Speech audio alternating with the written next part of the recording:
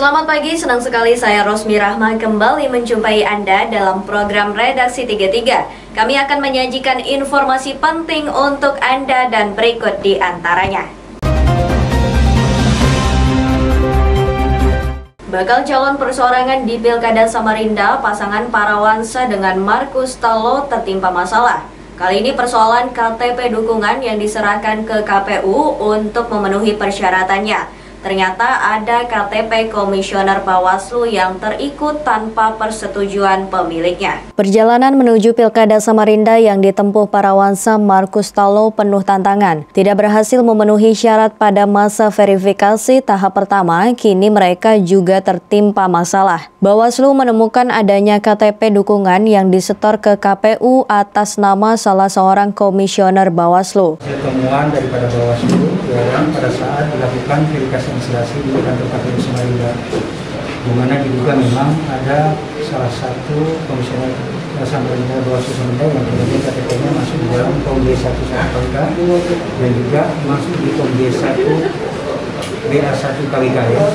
Sehingga kita melihat bahwa hasil klarifikasi kami dengan yang bersangkutan yang punya KTP mengatakan bahwa KTP tersebut ini tidak akan diserahkan. Kemudian ada dugaan bahwa KTP tersebut tercatat di dalam Form B1 KWK maupun B11 KWK. Atas temuan itu, Bawaslu memproses dengan memanggil pasangan Parawansa dan Markus Tallo. Keduanya datang memenuhi panggilan Bawaslu untuk mengklarifikasi soal temuan KTP petugas Bawaslu itu. Kemudian asas praduga tersebut tidak ditetapkan. Kita akan membuktikan pada saat kita akan melakukan rapat pembahasan kita untuk membuktikan apakah ada unsur kesengajaan atau tidak. Karena memang betul juga disampaikan dari yang bersangkutan bahwa pada saat dilakukan kolek KTP itu disampaikan berharap semua pihak kemudian bisa memverifikasi atau menseleksi daripada penyelenggara yang ada terlibat. Tapi untuk Bawaslu ya memang apa sampai hari ini yang kita pahami bahwa memang KTP ini masuk dalam hitungan itu. Ada konsekuensi bagi pasangan ini jika terbukti melakukan pencatutan KTP itu. Abdul Muin mengatakan, jika terbukti mereka melanggar pasal 184 Undang-Undang Nomor 10 Tahun 2016 tentang Pilkada dengan ancaman pidana 36 bulan hingga 72 bulan dengan denda 36 juta sampai 72 juta rupiah. Tim Kaltim TV, Hardin melaporkan.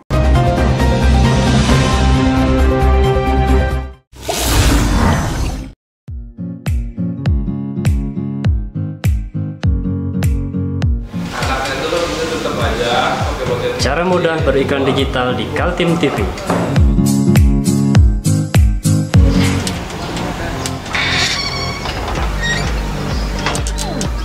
Yang pertama, jadilah sahabat Kaltim TV.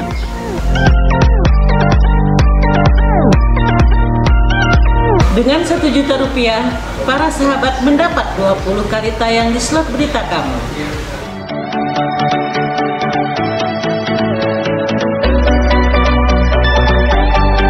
Dengan 20 detik dapat menjangkau 20.000 penonton. Anda beruntung karena mendapat kesempatan perdana dari kami. Ayo jadilah sahabat Kaltim TV.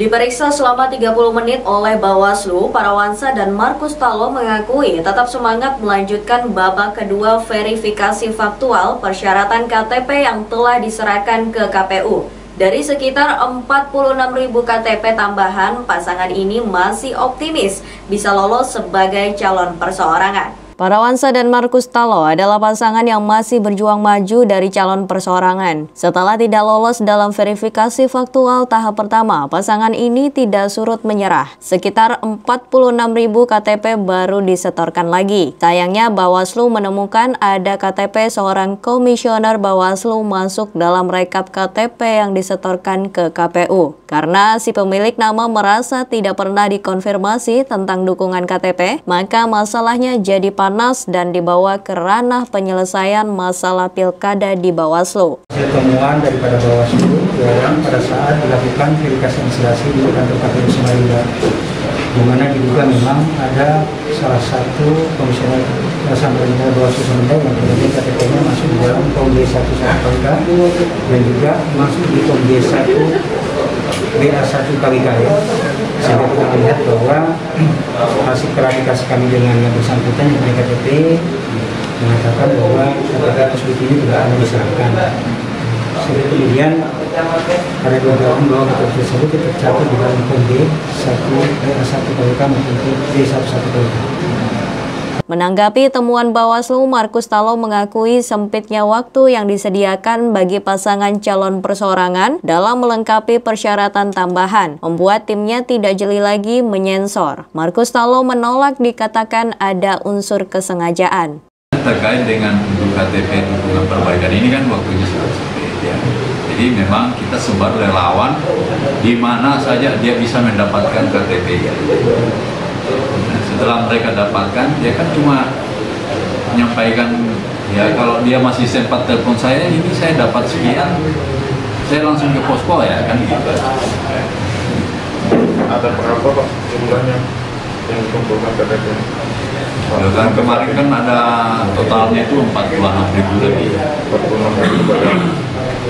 Meski menghadapi masalah dengan Bawaslu, Markus Tallo mengaku tetap optimis bisa maju dalam Pilkada Samarinda. Tim Kaltim TV, Hardin melaporkan.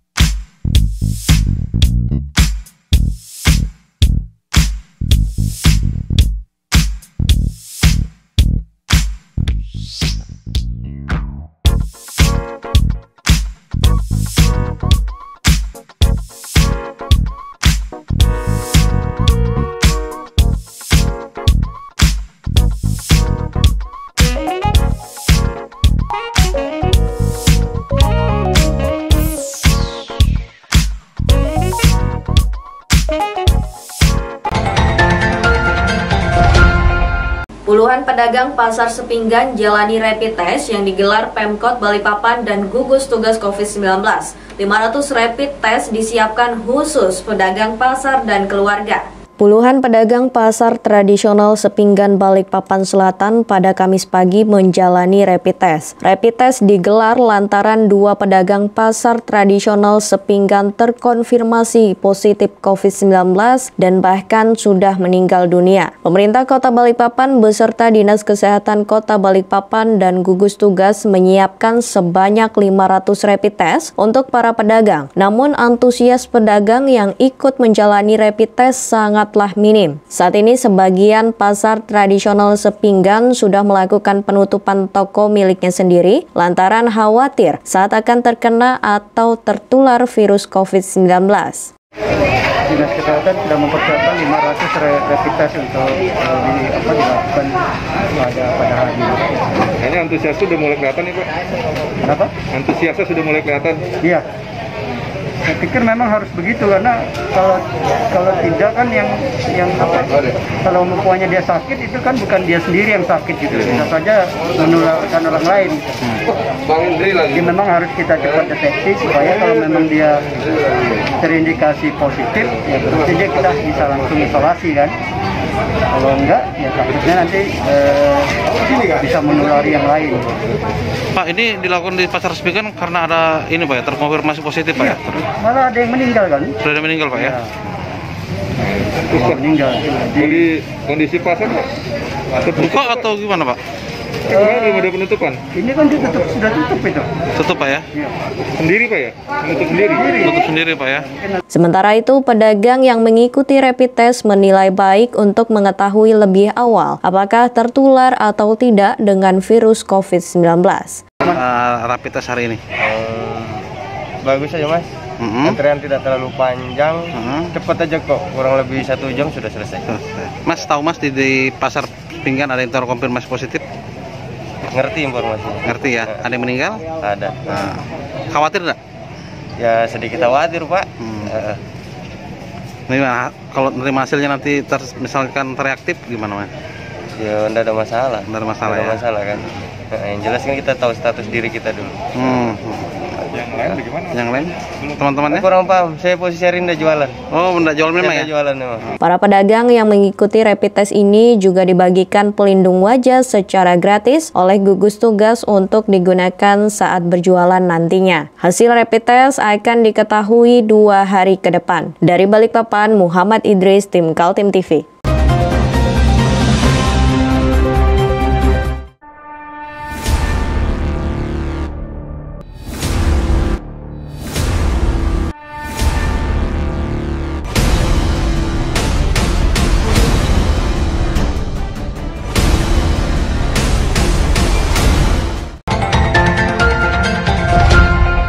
Kita beralih ke informasi selanjutnya. Para pedagang ikan enggan mengikuti rapid test dan memilih berjualan untuk menafkahi keluarganya. Para pedagang menolak jika pasar ditutup karena menimbulkan kerugian bagi pedagang ikan dan sayur. Sejumlah pedagang ikan dan sayuran di kawasan pasar tradisional Sepinggan enggan untuk mendaftarkan diri untuk mengikuti rapid test yang digelar Pemkot Balikpapan dan DKK pada Kamis pagi 6 Agustus 2020.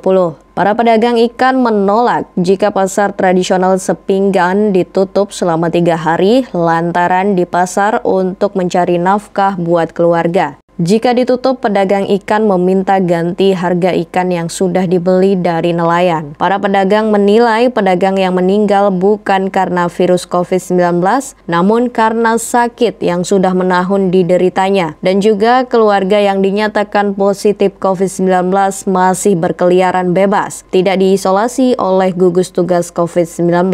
Sakit-sakitan juga, Pak. Diponis juga corona. Sudah lama sakitnya itu, Pak? Yang pengantaran ini sudah lama, Pak. Sakit apa dia tuh? Yang pertama ya? Ya, yang pertama. Terus yang kedua? Yang kedua? Yang kedua, Pak, tiba-tiba juga meninggalnya, Pak. Sakit juga. Memang sakit? Sakit, Pak. Sudah lama juga sakit itu. Sakit juga. Cuma penjual kelapa, Pak. Jadi sempat diponis corona ya? Iya, kan di kuburannya kan di Pak, di kilo 15 kalau salah itu. Nah, jadi kita nih kasihan penjual ikan di sini, Pak. Dampaknya kan kena, Pak. Otomatis kan pembeli nggak masuk, takut. Padahal bukan corona. Tapi sebenarnya nggak ada ya? Nggak ada, Pak. Kenapa nggak dianu, Pak, rumahnya? Nggak diperiksa semua, nggak ditutup. Tidak ada.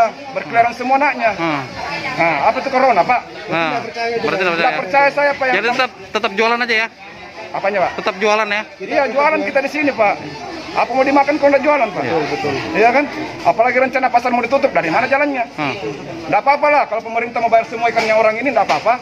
Pasar tutup, nggak apa-apa. Berapa kompensasinya? 1 hari, boleh? Iya kan? Nggak ada yang mau datang kan? Ada, tapi kan nggak seperti biasanya. Pak, ini kan ada rencana mau ditutup 3 hari, Pak. Apa sudah tahu informasinya, Pak? Belum, Pak. Belum tahu, Pak ya? Terus kalau misalkan jadi ditutup, Bapak gimana, Pak? Wah, kasihan sekali, prihatin kita, Pak. Nggak bisa jualan lagi, Pak? Jualan ini kan cari makan sehari-hari kita. Kalau ditutup, kita kasihan kita. Ya, susah. Ini kan mata pencarian kita sehari-hari. Iya. Kira begitu, Pak. Tapi kalau Bapak ditutup tetap nekat jualan atau maksudnya ngikut apa? Kita sesuai apa nih? Perintah dari. Sejak dinyatakan 2 pedagang pasar tradisional Sepinggan terkonfirmasi positif dan meninggal dunia, para pedagang alami kerugian lantaran pasar yang biasa ramai kini sepi pembeli. Dari Balikpapan, Muhammad Idris, tim Kaltim TV.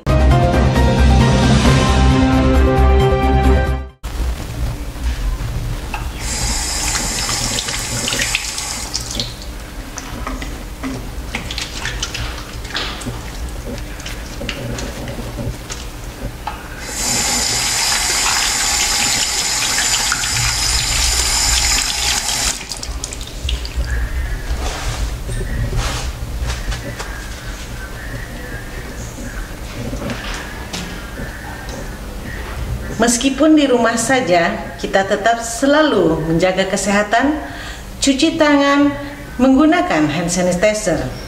Ingat, mulailah dari diri sendiri. Bawaslu Kota Balikpapan menggelar sosialisasi Pilwali Kota Balikpapan bersama media massa. Sosialisasi juga dihadiri oleh Komisioner KPU Balikpapan. Bertempat di ruang meeting salah satu hotel di kawasan Sepinggan, Bawaslu Kota Balikpapan menggelar sosialisasi pengawasan partisipatif dengan tema sosialisasi media massa dalam pengawasan pemilihan wali kota dan wakil wali kota Balikpapan tahun 2020 pada Rabu 5 Agustus 2020 pagi. Maksud dan tujuan sosialisasi pengawasan partisipatif dengan melibatkan media massa yakni agar masyarakat Balikpapan terkhusus yang memiliki hak suara mengerti dan mengetahui jika pilkada wali kota dan wakil wali kota ditunda menjadi 9 Desember 2020 bukan pada 23 September 2020. Dari hasil survei yang dilakukan KPU Balikpapan, penundaan pilkada wali kota dan wakil wali kota Balikpapan, banyak warga yang tidak mengetahuinya. Dengan sosialisasi yang dilakukan dengan melibatkan media massa untuk meningkatkan angka partisipasi dalam Pilwali Kota Balikpapan dengan target 77,5%. Jadi kegiatan hari ini kita gelar dalam rangka penting sekali untuk bisa pelaksanaan pilkada di 2020 pasca ditunda oleh bencana non alam untuk dapat diketahui oleh masyarakat secara luas gitu. Kita ketahui sama bahwasanya sebelum ditunda pelaksanaan pilkada di 23 September tahun 2020 yang kemudian ditunda menjadi 9 Desember tahun 2020. Nah, oleh karena itu melihat keterbatasan kami di Bawaslu terkait dengan mempublikasikan pelaksanaan pilkada ini, maka kami mengundang seluruh rekan-rekan media untuk hari ini dapat intensif dan masif menyebarkan informasi ini kepada masyarakat. Sebagian tadi ketahui kita sama dari KP tadi sudah melakukan survei bahwasanya pengetahuan masyarakat terkait dengan penundaan pilkada ini masih di bawah angka 50%. Nah, ini menjadikan PR kita bersama dengan sampai nanti pelaksanaan pilkada di bulan Desember tepat tanggal 9 itu partisipasi kita tidak sesuai dengan harapan karena target kita partisipasi ini mencapai 77,5%. Itu harapan kita bersama. Jadi memang kami akui ada beberapa yang karena begini, stiker yang A2 KWK kami sudah terlanjur dicetak. Nah, dicetak untuk digunakan pada saat pemutakhiran pada bulan 3. Tapi karena ada surat edaran dari KPU RI untuk melakukan penundaan tahapan, maka mau tak mau, ya kan, digeserlah 23 September hari pencoblosan ke tanggal 9 Desember. Nah, stiker ini sudah tercetak 23 September. Kemudian kami lagi tidak memiliki anggaran, tidak diperbolehkan lagi untuk mencetak stiker karena sudah ada. Kemudian stiker itulah dimaksimalkan dengan baik. Tanggal 3-nya itu ditempel dengan stiker lagi, tanggal 9 Desember dirubah. Kemudian di bawahnya itu kita coret. Nah, itu dicoret. Bayangkan ada 230.000 stiker karena itu sesuai dengan jumlah kakak kepala keluarga, bukan sesuai dengan jumlah pemilih. Kakak 230.000. Itu dikerjakan oleh teman-teman sekretariat di sana, KPU. Hadir dalam sosialisasi Bawaslu terkait Pilwali Kota Balikpapan, Komisioner KPU Balikpapan, sejumlah awak media dan Ketua Media Cyber Kaltim. Dari Balikpapan, Muhammad Idris, tim Kaltim TV.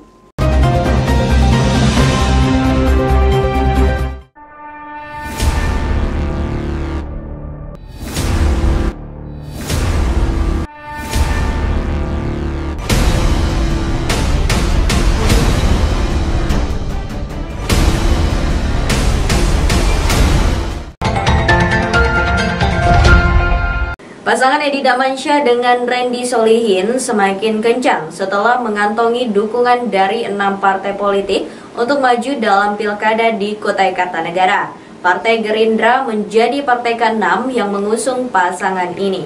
Dewan Pengurus Pusat Partai Gerakan Indonesia Raya Gerindra resmi mengusung Edi Damansyah berpasangan dengan Randy Solihin untuk maju di Pilkada Kutai Kartanegara. Dengan 7 kursi Gerindra di DPRD Kukar, maka total 21 kursi sudah dikantongi pasangan ini dari 6 partai yang resmi menjadi pengusung. 6 partai itu adalah PDI Perjuangan dengan 7 kursi DPRD, Gerindra 7 kursi, PKS 3 kursi, Partai Nasdem 2 kursi, PPP dan Perindo masing-masing 1 kursi. Dewan Pimpinan Pusat Partai Gerindra dan seluruh jajaran ke tingkat bawah memberikan dukungan dan merekomendasikan Bapak Dr. Edi Damansyah MSI sebagai calon bakal calon Bupati Kabupaten Kutai Kartanegara dan berpasangan dengan Haji Randy Solihin sebagai bakal calon Wakil Bupati Kabupaten Kutai Kartanegara. Penyerahan dukungan Partai Gerindra berlangsung di Hotel Selika Mulia, Samarinda. Partai yang dinahkodai Prabowo Subianto itu menyerahkan 7 SK bakal calon yang diusung dalam pilkada di seluruh Kaltim. Kita ini kan partai ini adalah memang memenuhi peraturan perundang-undangan. Jadi tidak dilihat dari jumlah besar kecilnya koalisi ini. Tapi di sisi lain bagaimana koalisi ini di dalam bekerja bersama ini pandangannya sama, persepsinya sama, tujuannya sama. Dan tujuan kita ingin memenangkan tanggal 9 Desember. Jadi, yang penting itu yang sangat mendasar bagaimana bersinergi dengan baik kerja bersama ini. Selain 6 partai yang sudah pasti menjadi pengusung Edi Randy, masih ada partai lain yang terus dilakukan komunikasi, yakni Partai Golkar. Tim Kaltim TV, Heriman melaporkan.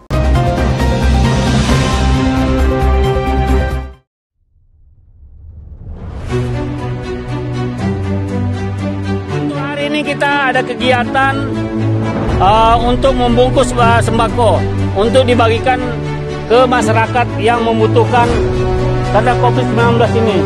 Semoga kita sukses semua. Amin. Harus kerjasama yang bagus. Pancasila! Amin. Pancasila! Amin. Pancasila!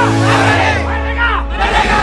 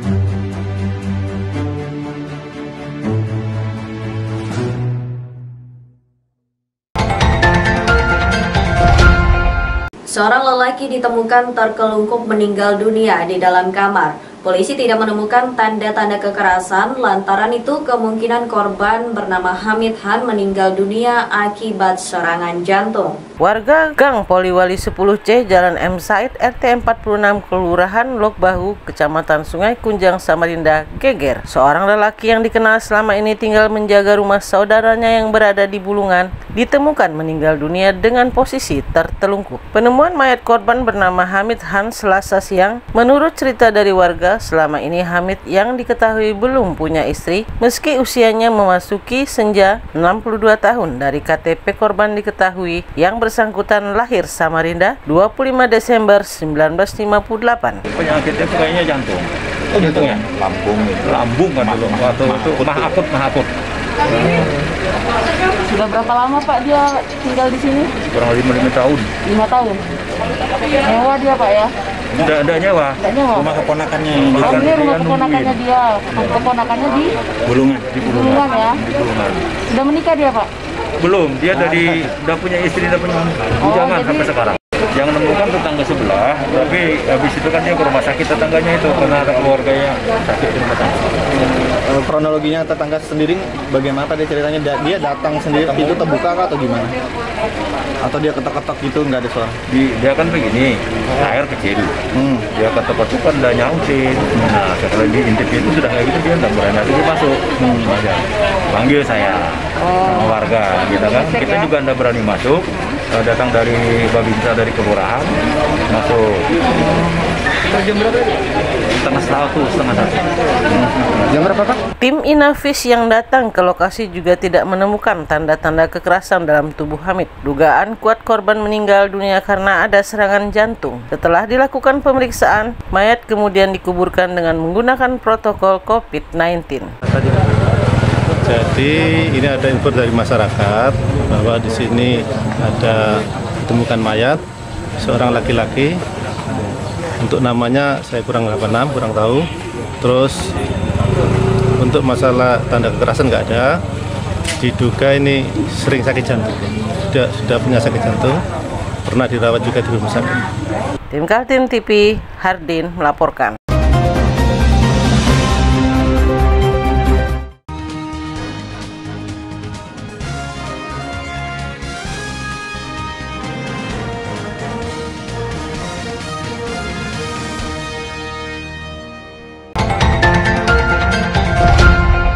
Demikian redaksi 33 edisi kali ini. Informasi lainnya dapat Anda simak melalui situs website kami www.kaltim.tv, channel YouTube dan fanpage Facebook Kaltim TV.